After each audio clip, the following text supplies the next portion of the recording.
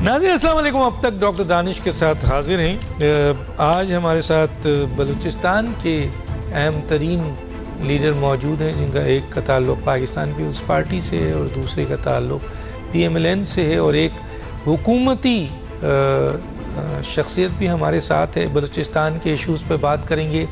सुनने को मिल रहा है कि इलेक्शन जो 8 फरवरी 2024 को होना है, उसमें ये बात भी डिस्कस हो रही है दो वजूहात से कि बलूचिस्तान और KPK में इस 8 फरवरी को, यानी फरवरी का जो आपका दिन है, उस महीना है, उसमें मौसम बहुत सर्द रहेगा और वोटर्स बाहर नहीं निकल सकेंगे, जिसकी बुनियाद पर वोटर्स की हक तलफी होगी कि अगर वो अपने नुमाइंदों को इलेक्ट नहीं कर सके। एक ये वजह बताई जा रही है, और दूसरा law and order situation Balochistan की और आपकी KPK की बहुत ख़राब है। इस सिलसिले में एक बड़ी सियासी जमात जनाब JUI मौलाना फजल रहमान, जिनकी KPK में भी और बलूचिस्तान में भी काफ़ी बड़ी इन्वॉल्वमेंट है, उनके वोट बैंक वहाँ बड़ा है, उनकी ये डिमांड है कि फरवरी में इलेक्शन ना हो बल्कि इसको आगे बढ़ा दिया जाए। अब तो आसिफ अली जरदारी साहब ने भी एक इंटरव्यू में कहा कि अगर 8 फरवरी से इलेक्शन कुछ आगे बढ़ता है तो कोई मुज़ायक़ा नहीं है। हालांकि इससे पहले बिलावल भुट्टो साहब इस पे बहुत सख्त पीपल्स पार्टी थी कि इलेक्शंस को आगे नहीं बढ़ना चाहिए। PTI हालांकि उसको उनका ये क्लेम भी है कि उनको नहीं करने दिया जा रहा है इलेक्शन कैंपेन, लेकिन इसके बावजूद वो कहते हैं कि जनाब इलेक्शन जो है आइन के मुताबिक होना चाहिए। PMLN तज़ब्बुब का शिकार थी, होना चाहिए नहीं होना चाहिए, क्योंकि उनके अहम तरीन लीडर मियां नवाज शरीफ साहब जब तक क्लियर नहीं होते हैं तो वहाँ थोड़ा सा रिलेक्टेंट मौजूद था, और वो इस सिलसिले में बहुत सख्त बयानात नहीं दे रहे थे कि 8 फरवरी को ही हो। उनके चंद लोगों की ये स्टेटमेंट भी थी कि अगर आगे हो सकता है तो कोई मुज़ायक़ा नहीं है। बहरहाल 2 केसेस में, अहम तरीन केसेस में वो अब अपील उनकी एक्सेप्ट हो गई है और वो उसमें रिलीफ मिल चुका है। अब एक केस उनका है तायात नाइली का, जिसका फ़ैसला सुप्रीम कोर्ट ने करना है, और ये ज़ाहिर है किसी कानूनी माहिरीन के हवाले से जब मौका मिलेगा तो हम ज़रूर आपसे बात करेंगे। बलूचिस्तान में बड़ी तेज़ी से सियासी जोड़ तोड़ हुई है। हालांकि बलूचिस्तान में जो है वो आज़ाद उम्मीदवार बड़े तादाद में जो है वो जीतते हैं। PMLN और पीपल्स पार्टी दोनों ने ही अहम तरीन इलेक्टेबल्स को अपनी पार्टी में शामिल किया है। क्या पोजीशन है बलूचिस्तान की, ख़ास तौर पे बात करेंगे। हमारे साथ 3 अहम मेहमान हैं, उनमें एक जनाब चंगेज़ जमाली साहब हैं। मीर चंगेज़ खान जमाली साहब सदर हैं बलूचिस्तान पाकिस्तान पीपल्स पार्टी के। आपका बहुत शुक्रिया सर, आपने हमें ज्वाइन किया। हमारे साथ होंगे स्टूडियो में सेनेटर सरदार फतेह मोहम्मद हसनी साहब, पाकिस्तान मुस्लिम लीग नून से ताल्लुक़ है। आपका भी बहुत शुक्रिया सर। दोनों मेहमान जाने पहचाने हैं, हर आदमी न सिर्फ बलूचिस्तान का बल्कि पूरे पाकिस्तान का जो सियासी वर्कर है इनको जानता है। और एक और बड़ा नाम जो हुकूमत का हिस्सा बन चुके हैं, निगरान वज़ीर इत्तलात हैं बलूचिस्तान के जनाब जान चकज़ई साहब, वो भी शामिल होंगे, तो उनसे भी हम मालूमात करेंगे कि क्या सूरत हाल बनती है। चंगेज़ जमाली साहब, मीर चंगेज़ जमाली साहब, हम आपकी तरफ आते हैं। सर सबसे पहले तो ये बताइए कि क्या सूरत हाल है इलेक्शंस के हवाले से बलूचिस्तान में। आप समझते हैं कि बलूचिस्तान में 8 फरवरी को इलेक्शन होना चाहिए, हालात ऐसे हैं, पाकिस्तान पीपल्स पार्टी का क्या मौक़िफ़ है सर इस सिलसिले में? जी बिस्मिल्लाहिर्रहमानिर्रहीम। पहले तो मैं आपका शुक्रिया अदा करता हूं कि हमें ये मौका दिया। तो पीपल्स पार्टी तो शुरू से ही इसी चीज पे है कि आइन के मुताबिक चीजें होनी चाहिए, और जमहूरियत के लिए और पार्लियामेंट के लिए तो मैं समझता हूँ बड़ी अहम चीज इलेक्शंस ही है। तो इलेक्शंस का वायदा किया था इलेक्शन कमीशन के कि हम दिसंबर में शेड्यूल दे देंगे, तो हम इसी इंतजार में हैं। अभी 2 दिन पहले हमारी पार्टी के लोग इलेक्शन कमीशन से भी मिले हैं, तो वो बाकी उनको ऐलान करना है, तो मैं समझता हूँ अभी कर दें तो बेहतर है। अच्छा सर ये बताएं कि ओवरऑल तो ये देखने में आया कि पाकिस्तान पीपल्स पार्टी इस इलेक्शंस के ऊपर जो उनके बयानात हैं, ख़ास तौर पे लिविंग प्लेइंग फील्ड के हवाले से, वो बिलावल भुट्टो ने भी कहा, आसिफ जरदारी साहब ने भी कहा कि हमें काम नहीं करने दिया जा रहा है, और ये भी कहा जा रहा है कि जनाब PMLN को पूरा मौका दिया जा रहा है, रेड कारपेट दिया जा रहा है, लाडले हो गए, बड़ी बड़ी बातें भी हैं। अब तो बहुत सख्त संगीन इल्ज़ामात भी आ रहे हैं, रिमार्क्स भी आ रहे हैं। तो अब ऐसी सूरत हाल में PTI भी कहती है हमें लेवल प्लेइंग फील्ड नहीं मिल रहा है। तो ऐसी सूरत हाल में, और कहा जाता है कि जी जानिबदार है मरकज़ी हुकूमत और इलेक्शन कमीशन, और ये सपोर्ट कर रहे हैं उनको, तो क्या है ऐसी सूरत हाल बलूचिस्तान की भी है कि बलूचिस्तान की इंतज़ामिया या हुकूमत PMLN को या दूसरी पार्टियों को सपोर्ट कर रही है? सर क्या कहेंगे? जी, मैं समझता हूँ कि हर किसी का हक है, हर पार्टी का हक है, अवाम का है कि वो अपना ये फेयर एंड इलेक्शन होने चाहिए। और जाहिर बात है जो हालात और ये मीडिया और दूसरी चीज़ों पे जो आ रहा है, किसी साइड को ज़्यादा दिखाया जा रहा है, किसी को कम है, तो जाहिर बात है दूसरे लोग भी इस चीज़ पे एतराज़ात और बातें तो करेंगे जी। हर किसी का जमहूरी हक है। और मैं समझता हूँ जहाँ तक बलूचिस्तान का ताल्लुक है जी, तो मैं यही कहता हूँ कि जी सच इतनी सिचुएशन भी नहीं ख़राब कि आप इलेक्शन ना कराएं। यहाँ इलेक्शन बिल्कुल हो सकते हैं, शायद 2-3 डिस्ट्रिक्ट्स डिस्टर्ब हैं, बाकी तो हर जगह पे हो सकता है। अच्छा, ये एक बड़ी चेंज आई है बलूचिस्तान के अंदर। हमने माजी में भी देखा है कि वहाँ आज़ाद उम्मीदवार ज़्यादा जीतते हैं, और लेकिन अभी जो मैंने देखा मियाँ नवाज शरीफ साहब ने भी इलेक्टेबल्स को गले लगाया है, बाप पार्टी के बहुत सारे, फिर पीपल्स पार्टी ने भी इलेक्टेबल्स को, कुद्दूस बजिंजो और दूसरे लोगों को भी गले लगाया है।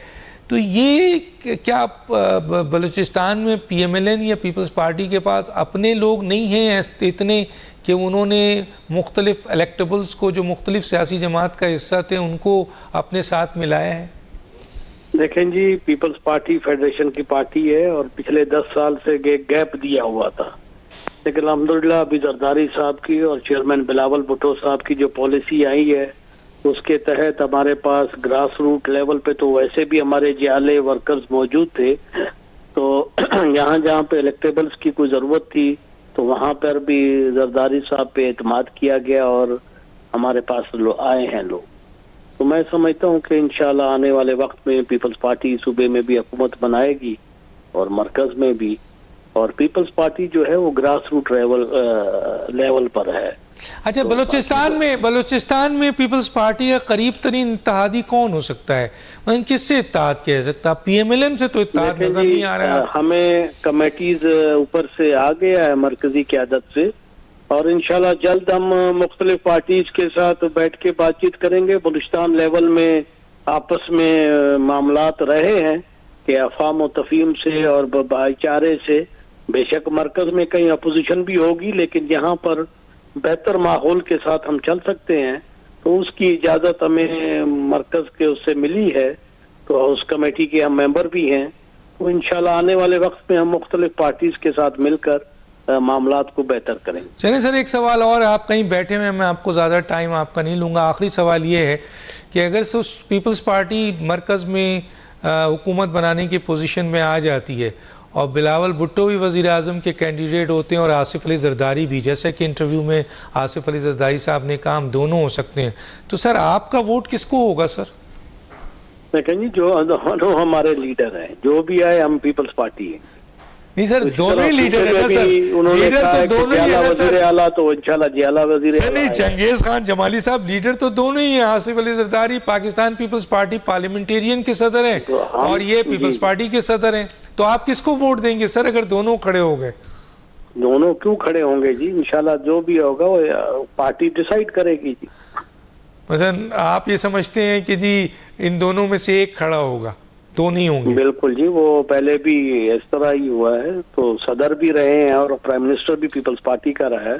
चलिए, ये दोनों ऑप्शंस भी आ सकते हैं, किसी और पार्टीज के साथ एडजस्टमेंट भी हो सकती है, बातचीत मामला। चले सर, आखिरी सवाल ये बताइए कि जी माजी में पीपल्स पार्टी का ताल्लुक JUI से बहुत अच्छा रहा है, लेकिन आजकल हम देख रहे हैं कि JUI और नून लीग की मोहब्बत बहुत बढ़ गई है।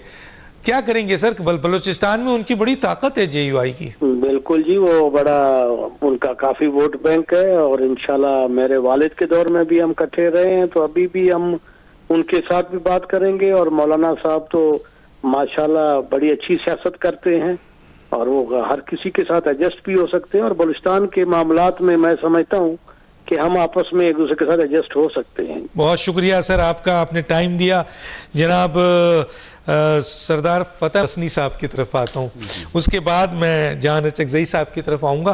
कैसे देखते हैं सर उनकी गुफ्तगू है, बलूचिस्तान है, इलेक्शन है, सफाफ होगा, वक्त पे होगा, डिले होगा, सर्दी है, लॉ एंड ऑर्डर सिचुएशन है। डॉक्टर साहब बहुत मेहरबानी, आपने मौका दिया, बहुत शुक्रिया आपका, अल्लाह आपको सेहत दे। आमीन। सवाल ये है कि इलेक्शन बाज़ लोग ये कहते हैं कि जी 90 डेज में होने चाहिए था आइन के मुताबिक।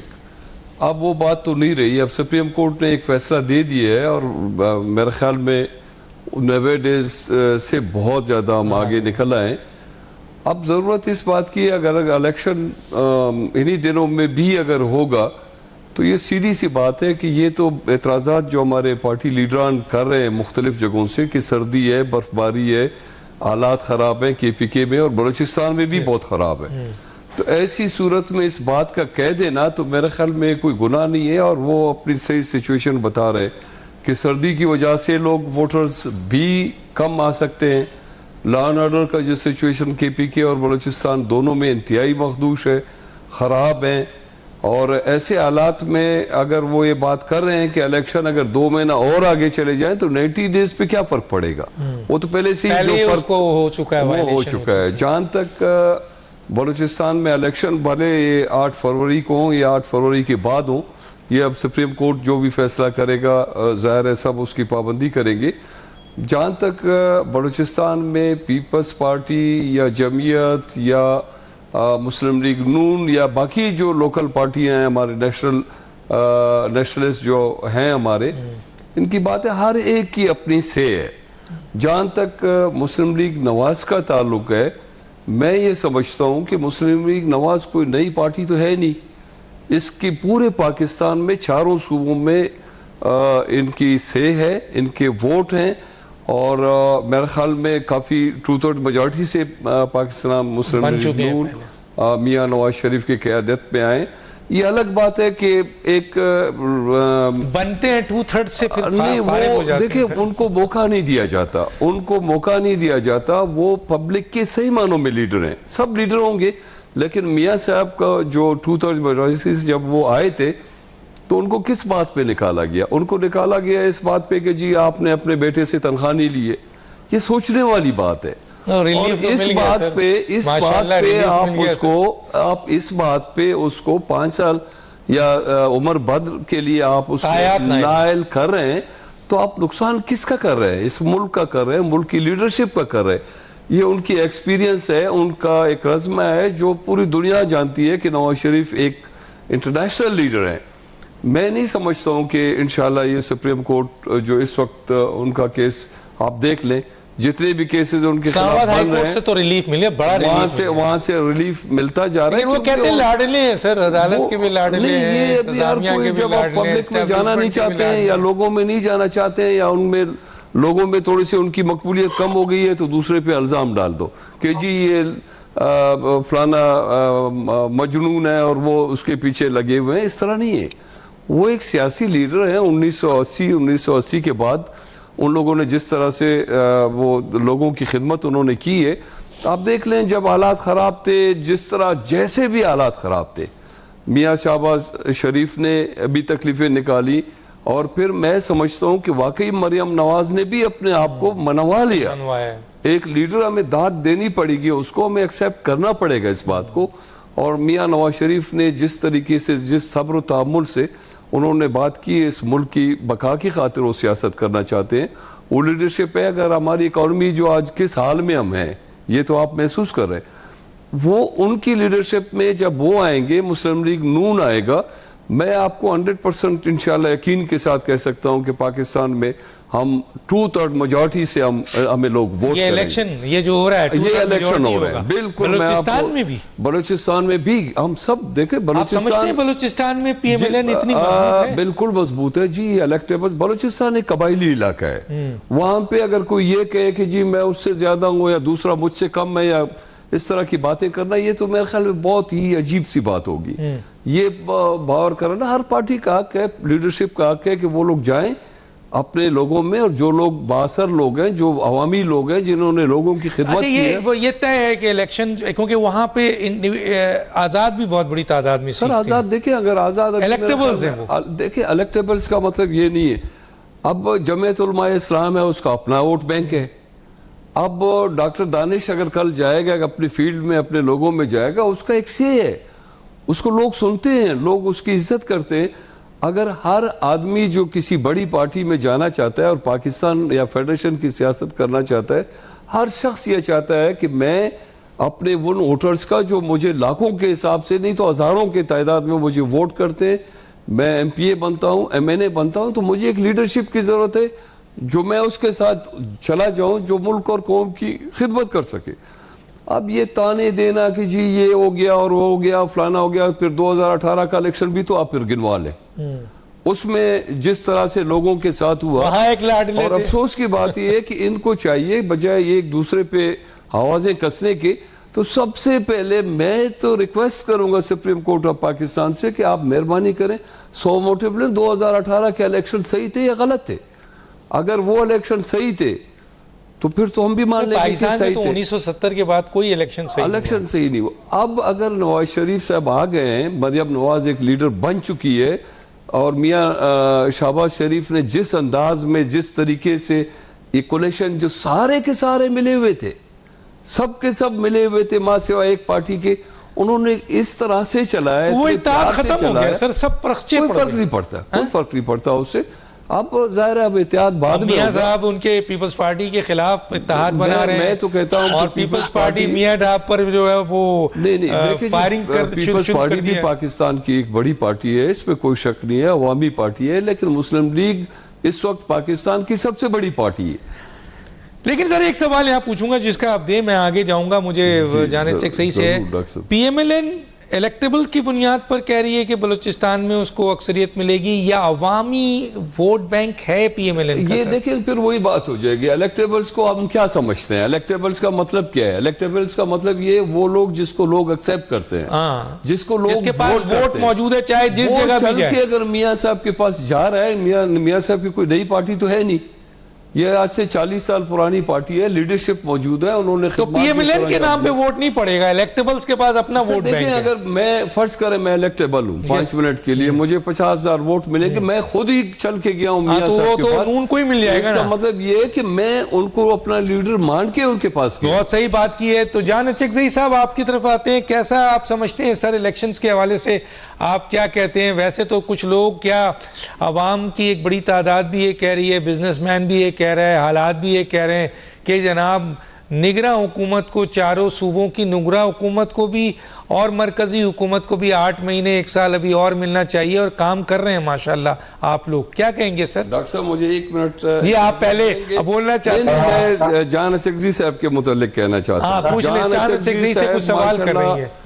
एक एक्सपीरियंस, वाकई मैं दिल से कह रहा हूँ, एक एक्सपीरियंस, यकीनन वो तजर्बेकार इंसान है, और जिस तरह एक्टिव तरीके से वो काम कर रहे हैं बलूचिस्तान में, मुझे आगे चलकर इंशाल्लाह इनका बहुत जबरदस्त फ्यूचर लगता है। मुझे लगता है 1 साल के बाद ये चीफ मिनिस्टर होंगे। जी जी जान चकजई साहब बोले सवाल आपसे। जी बहुत शुक्रिया आपका, सरदार साहब का बहुत शुक्रिया। डॉक्टर साहब मैं यहाँ पे हम सब जाती राय एक्सप्रेस कर रहे हैं। इलेक्शन का जहां तक ताल्लुक है, ACP ने तो कराना है, लेकिन मुझे आज बन्नू के वाकये के बाद इलेक्शन नजर होते हुए नजर नहीं आ रहे। आज बन्नू का जो वाकया जिसमें हमारे 30 लोग शहीद हो गए, इसका मतलब है हमारा नेशनल सिक्योरिटी का रेड लाइन क्रॉस हो गया। अब निगरान हुकूमत के लिए बहुत कम चॉइसेस रह गए। सलाला इंसिडेंट में हमारे 22 लोग शहीद हो गए थे, नेटवर्क की सप्लाई बंद हो गई थी, अमेरिका के साथ ताल्लुकात सस्पेंड हो गई थी।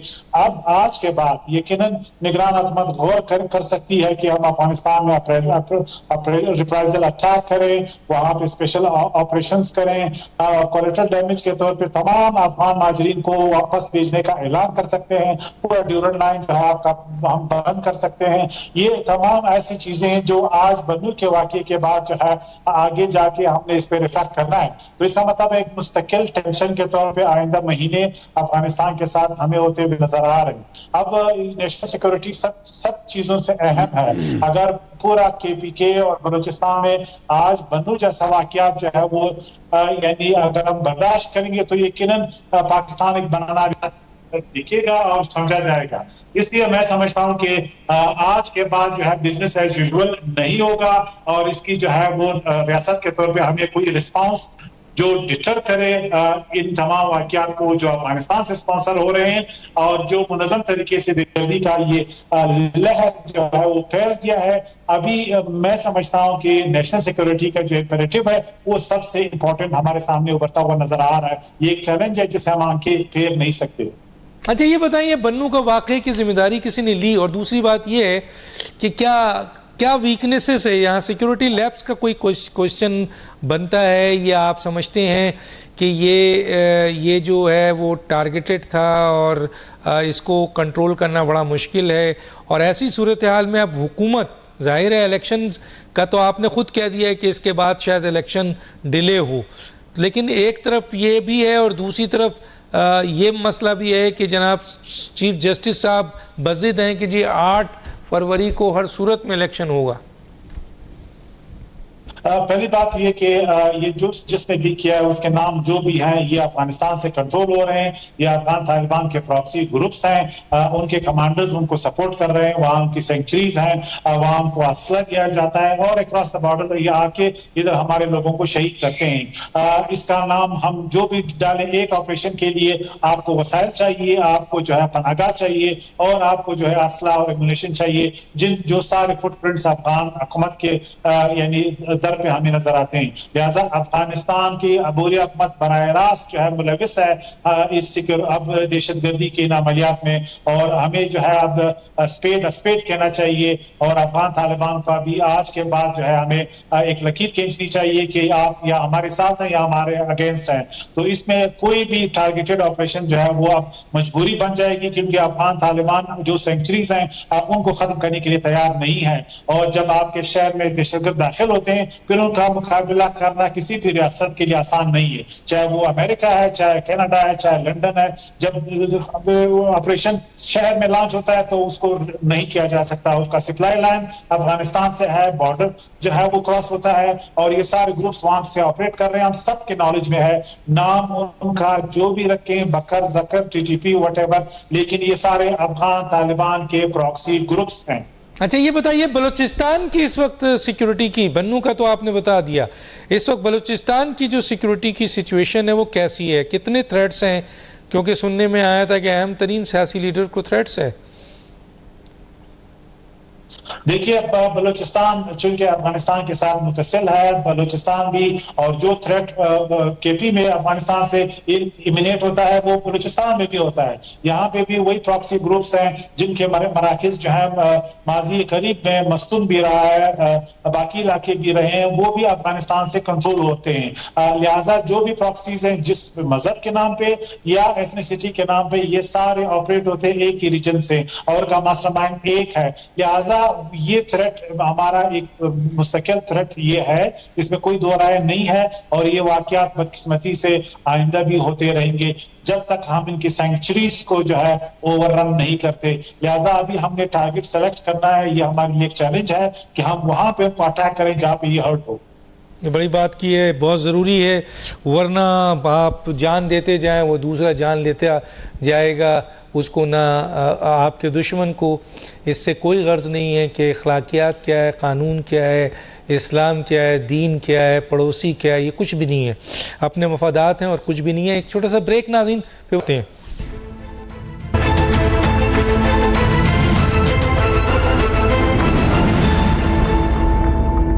वेलकम बैक जी। सेनेटर फरदार फतेह मोहम्मद हसन साहब, आपने सुना, बन्नू का वाक़या भी सुना और बलूचिस्तान के एक ज़िम्मेदार आपके अफसर हैं वो ये कह रहे हैं कि बलूचिस्तान के हालात भी सही नहीं है तो गोया उनका ये वाज़ेह तौर पर है कि लगता नहीं है इस वाक़े के बाद अब इलेक्शन जो है वो फरवरी में हो जाए, क्योंकि थ्रेड्स बहुत हैं। आप क्या समझते हैं सर? आप डॉक्टर साहब देखें, बात ये है कि मैंने पहले भी अर्ज किया कि अगर 90 डेज की बात है तो अब 91 हो गई है। अब इससे क्या फर्क पड़ता है कि अगर 102 हो जाए, 104 हो जाए, 192 हो जाए और 100 हो जाए या इस तरह से हो जाए। मेन चीज़ ये है कि इस वक्त इस सेटअप ने जो फोकस किया हुआ है आपके फाइनेंशियल मामलात को, जो पॉलिसी इन्होंने बनाई है, जो लॉ एंड ऑर्डर के मामलात हैं उनको बहुत तेज़ी के साथ वो उनको ठीक करने की कोशिश कर रहे हैं। मैं समझता हूं कि पहले सबसे ज़्यादा ज़रूरी इस वक्त आपकी मुल्क की सलामती है। माशाअल्लाह। और दुनिया में जो जंग छिड़ी है वो एटम बम का जंग आज नहीं है, आज फाइनेंशियल मामलात की जंग है। फाइनेंशियली हम मजबूत होंगे तो मेरे ख्याल में फिर हम सब कुछ होंगे। अगर इलेक्शन आगे, वैसे ये बात बिल्कुल उनकी सही है कि बलूचिस्तान, आप इतना बलूचिस्तान को ईजी समझ रहे हैं, ऐसा नहीं है। बलूचिस्तान एक तो सर्दी तो छोड़ ही दें, आप सर्दी को एक तरफ कर दें, लॉ एंड ऑर्डर के इस तरह के हालात पैदा हो गए हैं वहाँ पे कि वहाँ पे जो आपके कैंडिडेट हैं उनका जाना, अब मेरा आप इलाका ले लें जो जिससे मैं प्रोविंशियल और नेशनल असेंबली का इलेक्शन लड़ रहा हूँ, रक्सान डिवीजन। अच्छा। हमने इस वक्त फोकस किया हुआ है, हमारी मौजूदा सेटअप ने भी, और हम भी समझते हैं कि इस वक्त सब कुछ आपका फाइनेंशियल मामला ठीक हो सकते हैं आपके रक्सान डिवीजन से, नेचुरल रिसोर्सेज की वजह से। और मैं बिल्कुल 100%, पिछले दिनों आपने देखा कि इस तरह के मामला जो गलत काम हुए उनको ठीक करने की ये गवर्नमेंट और सब मिलके ठीक करने की कोशिश कर रहे हैं ऐसा ऐसा। इंशाल्लाह मुझे पूरा यकीन है कि अगर ये सिलसिला जारी रहा और पिछले लिटरों को जो पाकिस्तान की दौलत को जिन्होंने लूटा है उनकी अगर सरजनिश हो जाती है सरेआम, तो मेरा ख्याल में हमारी इकॉनमी को स्ट्रेंथन किया जा सकता है। कोई पॉलिसी जो भी हम बनाए, रक्सान डिवीजन मेन मेरे ख्याल में नेचुरल रिसोर्सेज के हवाले से हम उसको फोकस किया हुआ है और कर रहे हैं। मैं ये समझता हूँ कि अब मेरा हल्का है 260 है, वो बलूचिस्तान 44% है रकबे के लिहाज से पाकिस्तान का। जो NA 260 रक्सान डिवीजन की NA की सीट है जिससे मैं इलेक्शन लड़ रहा हूँ और प्रोविंशियल से भी लड़ रहा हूँ, वो 29% है बलूचिस्तान की पूरी रकबे का और 10% है पूरे पाकिस्तान का। Oh my God. और KPK के जो सूबा है उससे बड़ा है। माशाअल्लाह। आप मुझे बता दें कि लोग कैसे पहुंच सकते हैं उधर, ऐसे हालात जहां पे रोड नहीं हो, लॉ एंड ऑर्डर की सिचुएशन खराब हो। हम समझते हैं कि उन्हें अगर होंगे हम तो कर चुके, क्योंकि मैं दोनों, ये पहले दो अलग अलग हल्के थे, अब एक हल्का बन गया, किस वजह से बना है बन गया, लेकिन मैं तो दोनों जगह से MNA आता रहा हूँ, यहाँ से भी और यहाँ से, अब वो दोनों एक हो गए। मेरे लिए तो बहुत इजी है और इंशाल्लाह मेरी पार्टी भी अल्हम्दुलिल्लाह एक नेशनल लेवल की पार्टी है। उनकी एक नवाज शरीफ की एक सोच है। नवाज शरीफ एटम बम का जब ये सब कुछ हुआ था तो वो उस पहाड़ पे पहुंच गए थे, वहां पे चले गए थे। वहां पे उन्होंने ये नहीं देखा कि IMF हमसे नाराज होगा, अमेरिका हमसे नाराज होगा, दुनिया हमसे नाराज होगी। उन्होंने इसकी परवाह नहीं की। इस्टेब्लिशमेंट और उस वक्त के वजीर आजम मियाँ नवाज शरीफ ने वो उधर पहुंच गए। और मैं समझता हूं कि अब ऐसे हालात हो गए हैं कि हम अपने मुल्क की जंग लड़ रहे हैं। अब इस जंग में क्या इलेक्शन अगर खुदा न खास्ता इस तरह की सूरत जैसे तुरबत में हुआ, KPK में हो रहा है, बनू पे इतना बड़ा वाकया है, काबिल अफसोस हमारे वाकयात हैं जिनके ऊपर हमने एहसानात किए हैं, जिनके ऊपर हमने एहसानात किए हैं वही हमारे साथ ये सब कुछ कर रहे हैं। बड़ी बात। और मैं इस मौजूदा सेटअप से, फैसले गलत थे वो एहसानात, मैं इस मौजूदा सेटअप से डॉक्टर साहब 100% अल्लाह से पुरुमीद हूँ कि इंशाल्लाह अब रियायत नहीं होगी, अब किसी का लिहाज नहीं होगा। हम अपने मुल्क का लिहाज करेंगे, अपने मुल्क के लोगों का लिहाज करेंगे, अपनी महंगाई को ख़त्म करेंगे, लॉ एंड ऑर्डर की सिचुएशन को हम ठीक करेंगे। अगर इस वजह से थोड़ा सा इलेक्शन अगर आगे चले भी जाते हैं तो मेरे ख्याल में ये बोलने से कुछ नहीं होगा। आप अपने इकोनॉमी को ठीक करें, अपने हालात ठीक करें। 2-4 महीने अगर इलेक्शन आगे पीछे हो गए तो इससे क्या फर्क पड़ता है। अगर कर भी लेंगे इलेक्शन, चलो जैसे तैसे करके अगर आप कहते हैं जी लेकिन सर इस सिचुएशन में अगर इलेक्शन हुआ तो एक तो कीमती जाने जाए जाएंगी, बिल्कुल हालात ठीक नहीं, दूसरा इतनी लड़ाई है सियासी जमातों में कि इलेक्शन का रिजल्ट कोई एक्सेप्ट नहीं करेगा और फिर एक सियासी ये तासुर को खत्म करना है। डॉक्टर साहब आप बिल्कुल सही कर रहे हैं, क्योंकि हम तो ये समझते हैं कि हमने अपने मुल्क को सीधा करना है, अपने मुल्क की इकोनॉमी को ठीक करना है, अपने मुल्क की लॉ एंड ऑर्डर को हमने ठीक करना है। हमने उन चोरों को जिन्होंने खजाने लूट लूट के बन गए कुछ, वो नजर आ रहा है सबको, और ये गवर्नमेंट लगा हुआ है इंशाल्लाह। तो इसका मतलब ये मोहम्मद रहमान साहब ने कहा कि पहले मईशत को दुरुस्त किया जाए, फिर एहतसाब किया जाए, फिर इलेक्शन किया जाए, सही है सर? देखिए जी, मैं ये कहता हूँ, ये मेरा जाती ख्याल है, मेरी पार्टी का जो भी हुक्म होगा वो हमारी सर आंखों पे होगा इंशाल्लाह। हम ये कहते हैं कि पहले आप अपनी मैशियत को कम से कम उस जगह पे ले जाएं जहां पे आपके पास इलेक्शन कराने के पैसे तो हो। अब तो रोजाना किस्तों में चल रहा है, कहीं से आ रहा है कि जी 2 अरब दे दिया, 2 अरब दे दिया तो 10 अरब चाहिए और 2 अरब मिलते हैं, 10 चाहिए तो 8 मिलते हैं। ये देखो, ये सिचुएशन हम अभी बार बार रिपीट कर रहे हैं कि जी आइन और कानून के मुताबिक हमारे इलेक्शन होने चाहिए। अब आइन और कानून के मुताबिक सुप्रीम कोर्ट ने फैसला किया है, अब सुप्रीम कोर्ट ही दोबारा फैसला करेगा कि वो क्या बेहतर समझते हैं। मसला ये है कि सुप्रीम कोर्ट ने फैसला किया जरूर है, लेकिन इंतजामिया भी तो मौजूद है, इलेक्शन कमीशन भी मौजूद है। हालात अगर ऐसे नहीं है, सुप्रीम कोर्ट को बताया जा सकता है कि इस वक्त सिचुएशन ऐसी नहीं है कि आप इलेक्शन लड़ाएं, तो अगर आपने हर सूरत में कराना है तो फिर तो मुल्क में दंगा फस्ती होगी और कत्ल गारतगरी होगी। जी जनाब जानिब ज़ई साहब, अब सवाल ये पैदा होता है सर कि दहशत गर्दी भी बहुत तेज़ी से फैल गई है, बहुत तेज़ी से आ चुकी है, मुल्क की मईशत भी बहुत बुरी तरह है। लेकिन ये सुनने में आया था कि स्पेशल इन्वेस्टमेंट फैसिलिटेशन काउंसिल है जिसमें हुकूमत जो है और आर्मी चीफ पूरी टीम उनकी मिल के काम कर रही है, मादनियात पे काम किया जा रहा है, ज़राअत पे काम किया जा रहा है, IT पे काम किया जा रहा है, और इसी तरीके से बहुत अहम इदारे जो कि बड़ा मसलन वो ऐसे इदारे जो तकरीबन वाइट एलिफेंट थे, जो पाकिस्तान के लिए मसाइल पैदा कर रहे थे, उनको सेटल किया जा रहा है। और एक बहुत बड़ा इशू जो पाकिस्तान में 70% crime, drugs crime, criminal, dollar और ये जो स्मगलिंग, ये सारी चीज़ें अफगान गैर कानूनी तारीक वतन का था, जिसको आपकी गवर्नमेंट मिल के ये काम कर रही है, कहाँ तक पहुँचा है, क्या सूरत हाल है सर? देखिए, पहली बात ये कि आर्मी चीफ के विजन और प्राइम मिनिस्टर की लीडरशिप में इस गवर्नमेंट ने वो डिसीजन लिए हैं जो शायद पाकिस्तान की तारीख में ही नहीं लिए गए। सबसे बड़ा मसला जिस तरह आपने इशारा किया, गैर कानूनी तारकीन वतन थे, कई दहाइयों से हमारे मुल्क में डॉक्यूमेंट्स के बगैर रह रहे थे, हमारे बॉर्डर्स के कंट्रोल दहशतगर्दों के पास थे, एलियंस के पास थे, और हमें नहीं पता कि कौन आ रहे हैं और कौन जा रहे हैं। लिहाजा 2 बड़े फैसले हुए कि हमने इनको निकालना है, और अल्हम्दुलिल्लाह 5 लाख से ज्यादा लोगों को हम निकाल चुके हैं। जनवरी तक हम 1 मिलियन लोगों को निकाल बाहर करेंगे। दूसरी बात यह कि 1 डॉक्यूमेंट रिजीम जो है हमने इंट्रोड्यूस करवाया अपने बॉर्डर्स पे कि कोई भी पाकिस्तान के अंदर बगैर पासपोर्ट के नहीं आ सकता और ना जा सकता है। ये एक तारीखी फैसला है। 50,000 लोग चमन और तोरखम के जरिए हर रोज आते जाते थे जिनके पास कोई डॉक्यूमेंट्स नहीं थे, और उनमें दहशतगर्दी के वाकयात में भी मुलविस थे, और हमारे पूरे शहरों में कराची तक वो पहुंच जाते थे।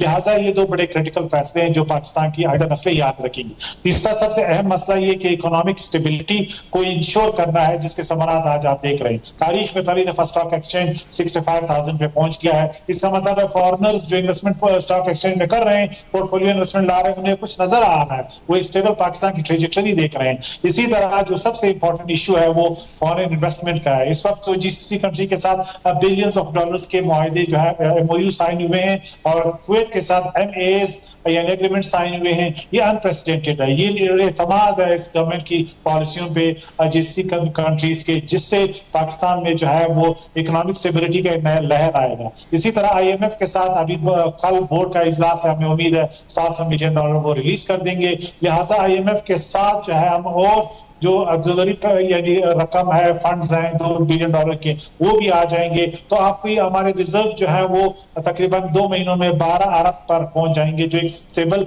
इकोनॉमी के साइंस हैं। इसके अलावा सबसे इंपॉर्टेंट जो आपने इशारा किया, PIA, स्टील, इसी तरह कैस्को, ये वो तमाम इदारे थे जो 50 साल से हमारे पे बोझ थे और कोई गवर्नमेंट फैसला नहीं कर पा रही थी। अभी फरवरी तक हम PIA को जो है जो उनके यानी जो प्रॉफिटेबल हिस्से हैं वो उनके लिए हमें जो है वो पार्टनर्स मिले होंगे और हमने जो लायबिलिटी है वो खत्म की होगी। और फॉरेन इन्वेस्टमेंट बिलखसूस बलूचिस्तान में इस वक्त हम $25 बिलियन की बात कर रहे हैं मिनरल्स में, बिलखसूस जो है वो सऊदीज इन्वेस्टेड का बहुत बड़ा इंटरेस्ट है रिकॉर्डिंग 2 में।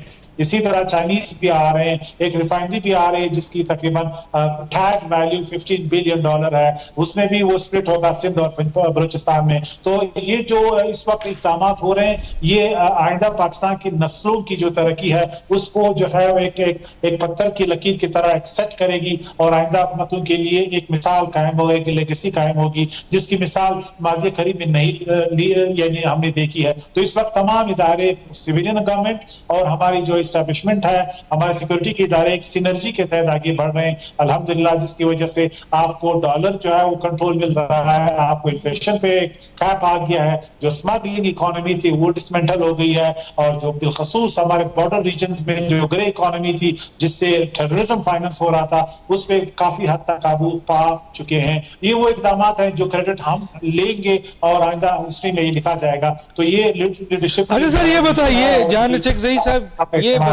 चकजई साहब, एक बड़ा बलूचिस्तान से ज़ाहिर है स्मगलिंग बहुत बड़ी बलूचिस्तान के ज़रिए भी हो रही थी और पता नहीं अब क्या स्टेटस है, आप हमें बताइए। ईरानी तेल का एक सिलसिला था जो कि बहुत बड़ा जो है हमारी मईशत के ऊपर इफ़ेक्ट किए हुए था। तो और एक जो है वो माफिया के हवाले से जो वहाँ कब्ज़ा ग्रुप है, तो क्या इस वक्त बलूचिस्तान हुकूमत इस वक्त क्या कर रही है इन चीज़ों के हवाले से? जी जान चकजई साहब, जी जान चकजई साहब। जी डॉक्टर साहब, इस पर कोई शक नहीं है कि हमने बलूचिस्तान में माफियाज के खिलाफ बड़ा काम किया है। ये 70 साल से यहाँ पे जो है स्मगलिंग एक ऐसा बड़ा कार्टेल नेटवर्क बन गया था जिसके सारे पैसे GCC कंट्रीज में, दुबई में, कतर में इन्वेस्ट हो रहे थे और ये बिलियंस ऑफ डॉलर्स की इकोनॉमी थी। अफगान रिवर्स ट्रांजिट ट्रेड जिसकी कीमत $7 बिलियन है, ये वापस पाकिस्तान में आता था।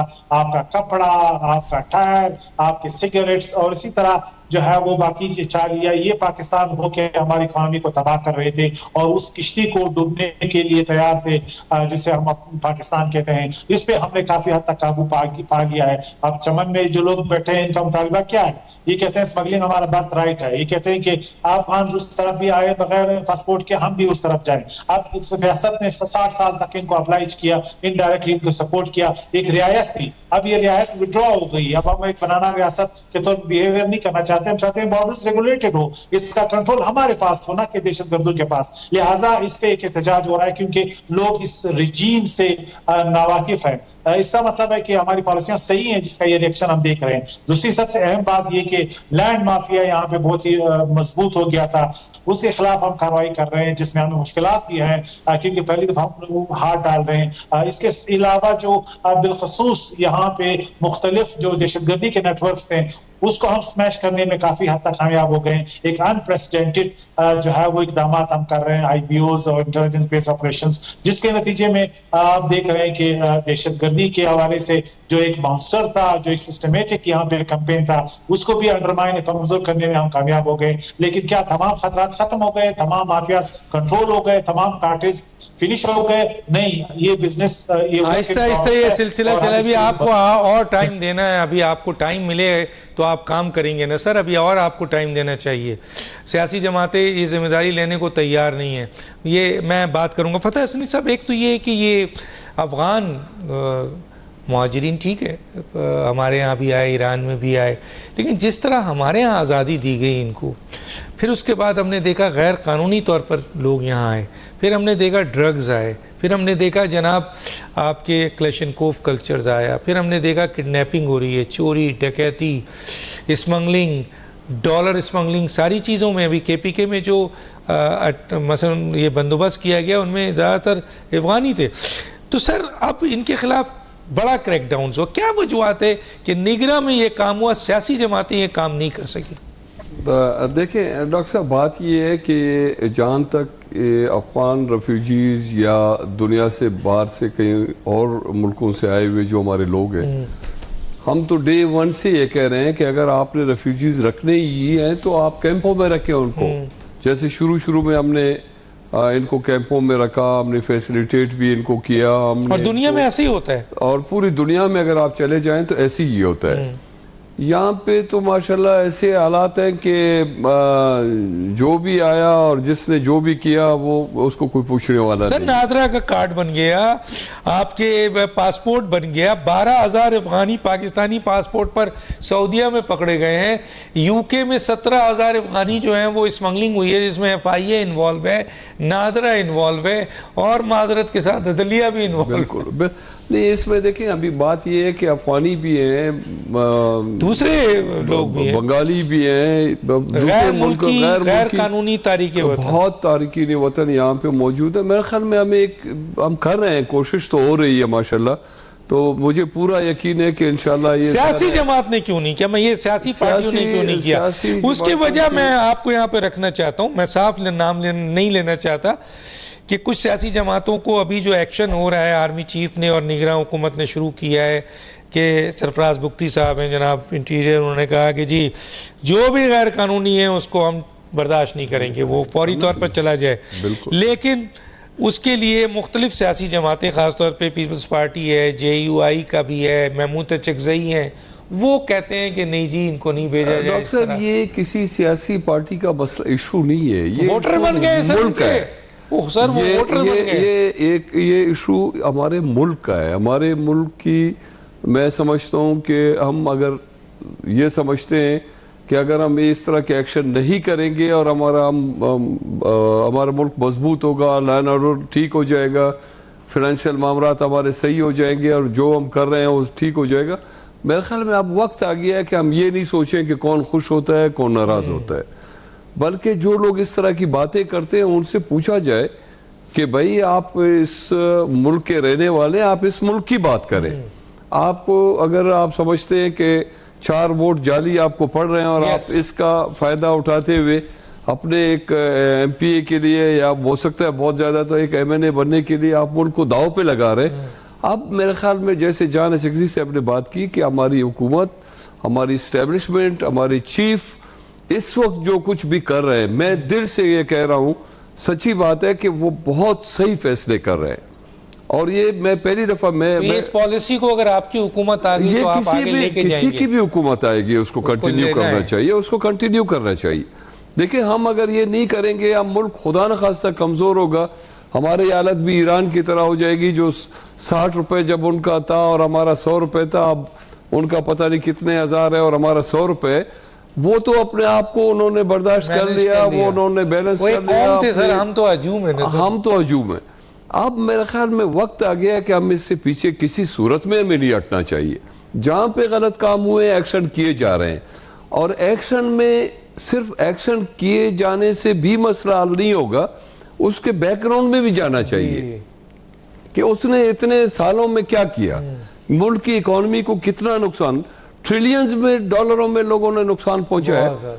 और हम यहाँ पे वाह करते हैं कि जी ये हुआ वो हुआ, नहीं कुछ नहीं करना चाहिए, ये गलत हो रहा है, ये सही हो रहा है।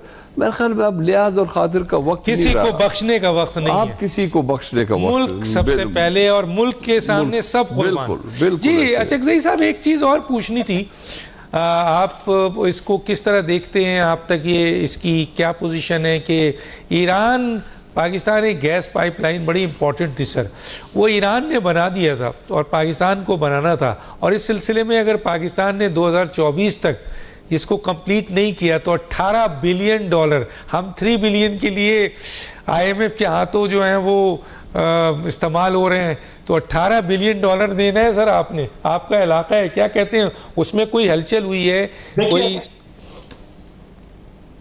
जी देखिए ईरान के साथ लेवल पे इंगेज है, चाहे वो फॉरेन ऑफिस के लेवल है, फेडरल गवर्नमेंट के फाइनेंस मिनिस्ट्री के लेवल है, या बलूचिस्तान गवर्नमेंट के लेवल है। ईरान के साथ हमारे बहुत करीबी ताल्लुकात हैं। अभी हमने बॉर्डर्स में तकरीबन 7 मार्केट्स बॉर्डर इकोनॉमी के यानी विजन के मुताबिक कायम किए, जिसमें 4 ऑपरेट हो रहे हैं और कामयाबी से हैं, और इसी तरह 2 के इंफ्रास्ट्रक्चर तैयार हैं। तो ईरान के साथ मजबूरी हमारे ताल्लुकात बड़े अच्छे हो गए हैं, और खासकर पाइपलाइन के हवाले से हमारे उनके साथ एक कन्वर्जेंस है। जो आपके खदशात हैं वो भी एड्रेस हो चुके हैं।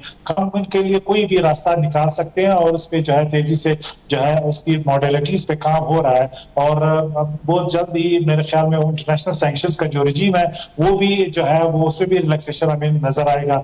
अमेरिका में इलेक्शन के बाद जो है अमेरिका और ईरान के ताल्लुकात बदलने जा रहे हैं, लिहाजा और जो हम पे असरात है ईरान के ताल्लुकात के, चाहे वो ईरानी स्मगलिंग तेल है, चाहे वो पाइपलाइन के जो हमारे माजी में एक लेगेसी हमारे सामने अनरिजॉल्व्ड है, इस हवाले से काफी प्रोग्रेस होगी। लिहाजा हम समझते हैं कि ईरान के साथ हम जितने भी हमारे इख्तलाफ है उसको हम टेबल पे हल करने की पोजीशन में है, हमारे उनके साथ इतनी इंगेजमेंट है। ठीक है, एक सवाल जो मैं करना चाह रहा था सर अचकज़ई साहब, वो ये है कि ट्रांसपेरेंसी इंटरनेशनल में इस वक्त बलूचिस्तान का भी हवाला है कि वहाँ की पुलिस और वहाँ की अदलिया बड़ी करप्ट है, तो और इंतज़ामिया, तो कैसे इसके ऊपर काम कर रहे हैं जो पुलिस का डिपार्टमेंट है आपके? देखिए, करप्शन वाकई एक बड़ा सीरियस चैलेंज है। मैं कभी भी डिफेंड नहीं करूंगा। करप्शन हमारे डीएनए में घुस चुका है। करप्शन दहशतगर्दी से भी एक बड़ा थ्रेट है, और जब भी मैंने आर्मी चीफ को सुना है वो सबसे ज्यादा पेन होते हैं इस करप्शन के निजाम को चेक करने के हवाले से। उनका विजन बड़ा क्लियर है। अभी तक हमने बहुत सख्त यानी उस पर चेक रखा हुआ है। अल्हम्दुलिल्लाह हमने अपने जो हमारे कैबिनेट कोलीग है, दे आर अबव बोर्ड, और हम कोशिश कर रहे हैं कि पब्लिक डोमेन में इसको चेक कर सकें। लेकिन ये हमने बहरहाल सब ने इस अपने हमारे जो वॉचडॉग्स हैं, चाहे वो नैब है, चाहे एंटी करप्शन बॉडीज है, उनको स्ट्रेंथन करना है जो अभी तक नहीं है। और करप्शन को अगर वाकई हमने चेंज नहीं किया तो हमारे बॉर्डर्स के 1000 अफराद 1000 जो टॉप के ब्यूरोक्रेट्स, जजेस, चाहे उनका ताल्लुक जनरल से हो, चाहे सियासतदान हो, चाहे मीडिया पर्सन हो, 1000 को लटका देना सारा मसला हल हो जाएगा। सही है जान साहब? जी, आपकी राय का एहतराम है। अभी तक कोई मैकेनिज्म नहीं है कि हम लोगों को लटका सकें। चलिए, बहुत शुक्रिया सर आपका किसी स्टेज पे बात करने के लिए। बहुत शुक्रिया sir, thank you. Doctor Danish को याद दीजिए। अल्लाह हाफिज।